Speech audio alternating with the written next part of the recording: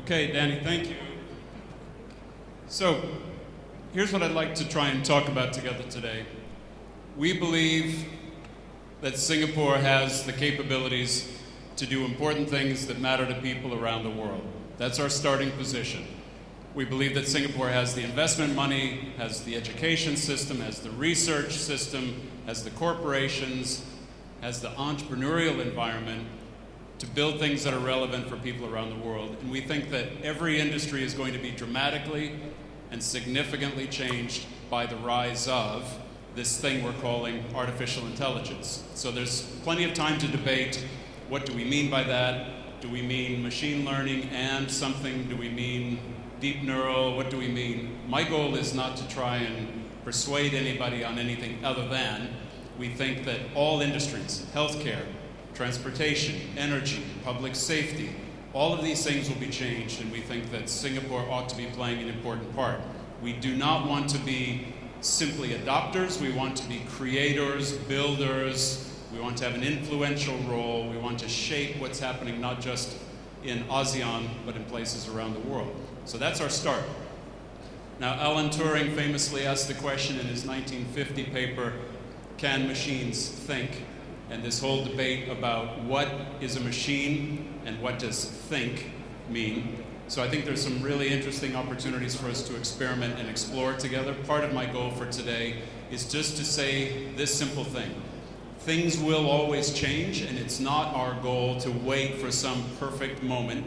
And the example that I like to share is about the automobile industry. So as I went back and reflected briefly, there was changes all throughout the last 80, 90, 100 years of automotive technology. And if you take a look, one of the big innovations in 1948 was a padded dashboard, because the idea was too many people were running into the dashboard, hitting their heads, becoming injured. And so padding on the dashboard was an innovation. Safety belts were an innovation. Headrests to prevent people from going backwards in an accident was an innovation. The point being that it wasn't that cars were made more and more perfect in a lab and then eventually launched. These things were learned, and when something went wrong, it was improved. Then there was the electronics that came in with different control systems for the car and non-slip technology, or improved braking, or improved parking, and of course now, what's the rise of semi-autonomous or autonomous vehicle? Our goal is to try and encourage people to think that things will always go wrong, but that we learn and we improve and we continue to grow as we do. So we need to make sure that Singapore does not overly concern itself collectively on ensuring that nothing goes wrong, but instead experiment, learn, and improve. That's the way everything has been, and we need to be that way too. So what I'd like to do is share, with your help, two quick examples of what it is that's occurring in Singapore and why we think there's excitement at different levels, whether it's in academia. You would have heard the minister that I previously reported to, Dr. Yaacob Ibrahim, announce a few minutes ago 150 million Sing being put toward an AI.SG initiative to bring together people to focus on this topic, whether it's natural language understanding, computer vision, analytics, action, and so on. We're going to be part of that as SGInnovate, and we'd like to work with many of you in the room. So here's what I'd like to do. Introduce two friends of mine that are here to share a little bit about the work that they're doing and the relevance that I hope that it will have for all of you. I am very biased in that I think that technology is amazing, and I think it will have a positive impact on all of our lives going forward more than ever.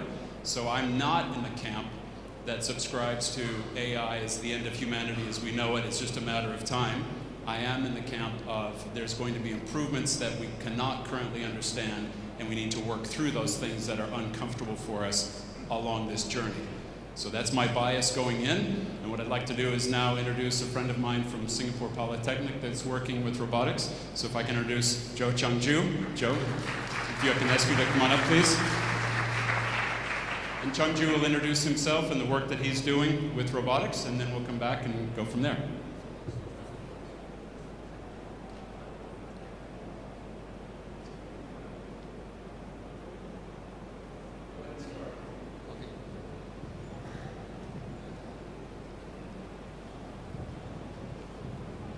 Thank you, Steve, for inviting me. I'm Changjiu from Singapore Polytechnic. What I'm doing now is RoboCup. I want to share with you how do we leverage the big success of RoboCup to prepare Singapore for the AI-driven future.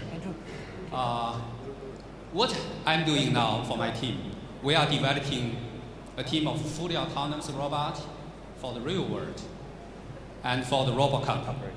As you may know, the RoboCup, the grand challenge of the RoboCup is to develop a team of fully autonomous robots to beat the World Cup champion by 2050. From this video, as you can see, in the human-robot coexisting environment like RoboCup, humans need to have some basic AI literacy to have better understanding about the behavior of the robots. And the robot needs to be programmed to be able to sense the world, to sense the human intention. We also need to have the enterprise in the loop. This has formed the RoboCup ecosystem. In Singapore, if we want to prepare Singapore for AI-driven future, we also need to build up this robotics and AI ecosystem in Singapore, just like RoboCup. Such an ecosystem will provide motivation, incentive, and support to drive our research. This is my team. We call it Robot Erectors. We have been doing this for many, many years. My dream is really, one day, we just set up a machine learning system. We go for holiday, let the machine learn by itself. And when we come back, take the agent and go for RoboCup, hopefully, we were the world champion that time. That's the beautiful research. Actually, RoboCup is an incubator of many, many successful robots. For example, the Now robot, Pepper robot, they are all from RoboCup. Several years back, if you look at this RoboCup, we call soccer robot, and also the Kiva robot. The ecosystem is also can help us a lot about this, how do we develop this robot soccer? And eventually it can be a kind of service for our society. We have a lot of opportunity to work together. This team is from the Cornell University. Our team, Team Singapore, is one of the major rivals that time. If you look at this, actually in the finals of RoboCup 2005, we were just next to this team. And this team now turned to be a very big business. This is a good lesson for us. I think one day, we hope one day we will be able to develop Singapore's version of Now, Pepper, and Kiva. This is our dream. We have the capability for that. To prepare Singapore for the AI-driven society, we need to develop a pipeline of the talents. 3 years ago, actually, Steve gave us the idea about to set up the Robotics and Maker Academy. We set up this one 3 years ago. Now, every year we engage about 10,000 students, and we select about 500 students for RoboCup Singapore Open. We form a big team to participate in the RoboCup International. I just want to share with you some very good news for Singapore. Singapore has become one of the 7 founding countries of the RoboCup Asia Pacific. The headquarters will be set up in Singapore. I think now Singapore is in a very good position to become the center of RoboCup Asia Pacific ecosystem. We are very well connected. And now is a very good time for us to look at what's the future. I think with the robotics and AI ecosystem set up, we are ready for the AI-driven future. Thank you very much.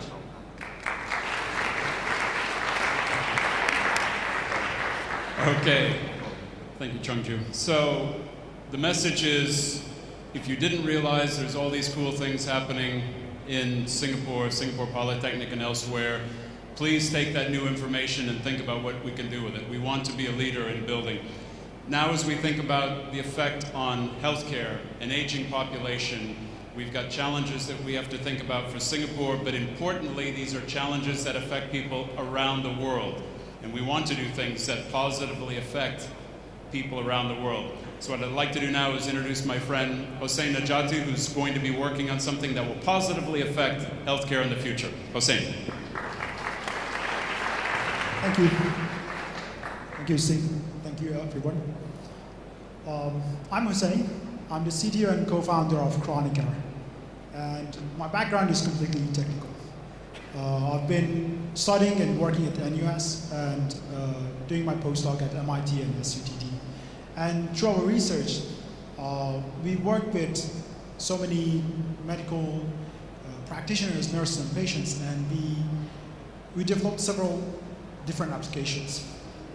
But at the end of it, through the help of SGInnovate, through the help of many other organizations here in Singapore, we are launching a real product into the real market to change the healthcare system in Singapore and in the world. At KroniKare, we are applying AI to monitor and manage chronic illnesses. But let me start with the good news. If my clicker works.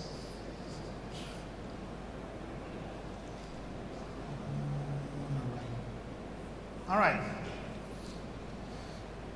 The good news is we have gained 15 more years of life expectancy thanks to the medical advances in the past 10 years. That's very good news, but there's a flip side to it.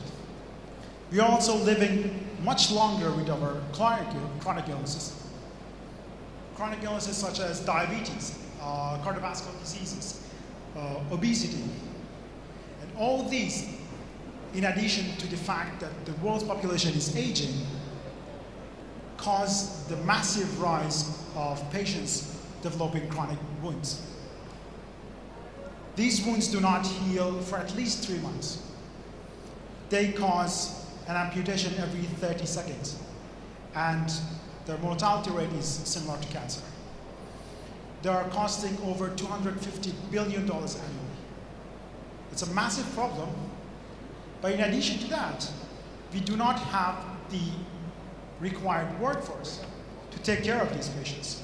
Right now, the world is lacking more than 7 million nurses. In about 10 years, this number will be doubled. So the logical conclusion that we and many others came to was that there is no other option for healthcare than automation. But not just yet any automation. There's a specific problem in the healthcare that the solution should solve. It should be revolutionary, but also it should be familiar, because you cannot expect the nurses and doctors who have been doing things the same way for so many years just drop their things and pick up a completely new solution. It should also solve a massive problem with the small changes, because practically it's very hard, or rather impossible, to change a big chunk of this massive ecosystem. We think the solution is through AI, and that is how KroniKare was incepted. At KroniKare, our first product is a software platform for chronic wound management. It's a multi-layered platform that have AI at different stages. For example, at the front end, on the mobile phones, we use AI to replicate what a wound nurse does at the bedside. At the back end, we replicate what a medical director needs and what questions, the questions that medical director have to answer every day.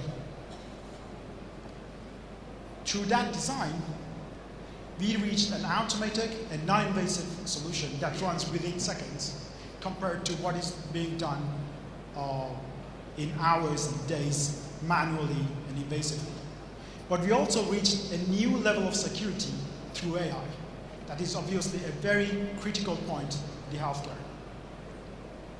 We use different type of data, different sensors, different imageries, and different profiles. And we combine all these to create a platform. through this platform, we serve different groups of target users differently based on their needs. For the patients, because it's non-invasive and it reduces the risk, it's much more beneficial than the current stage. For the nurses, it's automatic. It's almost 70 times faster. For the medical advisors, it's revealing trends that was otherwise hidden in the noise. And for the institutes and decision makers, we provide a data-driven insight to make well-informed decisions at the institution level or even at the government level. But because we use AI, we can boost this platform just another bit. We showed that through AI, we can go beyond human senses. We can detect things that normal human eyes cannot detect. We are beyond human touch feeling, and our accuracy is already better than normal human accuracies, normal professional accuracies. But the key thing is, we do not change any practice. We do not change any workflow, and we do not change any information flow. That is why we think we are creating a revolution that is familiar to the end users. And we are solving a massive problem with small changes. And that is how we think we are helping doctors, empowering nurses, and ultimately saving patients. Please come talk to me, or I'll be here for the rest of the day, and thank you.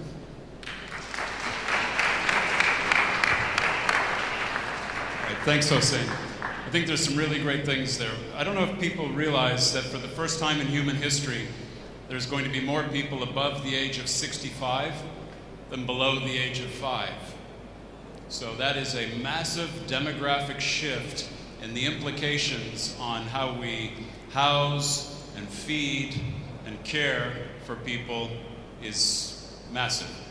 More people over 65 than under the age of 5. So this point that Hossein was making, which is, it used to be not so many years ago that the first thing that made you sick was the thing that killed you. Now people live for decades with various and cumulative chronic conditions. So this need to change. But the other important point that Hossein just made was that sometimes making a big and revolutionary change can also be made by looking at things and bringing them down into changeable scale. So we're not trying to work on small problems, we're trying to work on big problems, but we think Singapore, whatever our size may be, our ambition does not have to be defined by that, so we'd like to work on big things. So with that in mind, thank you, welcome to Arise, and let's keep on with the rest of the discussions. Thank you.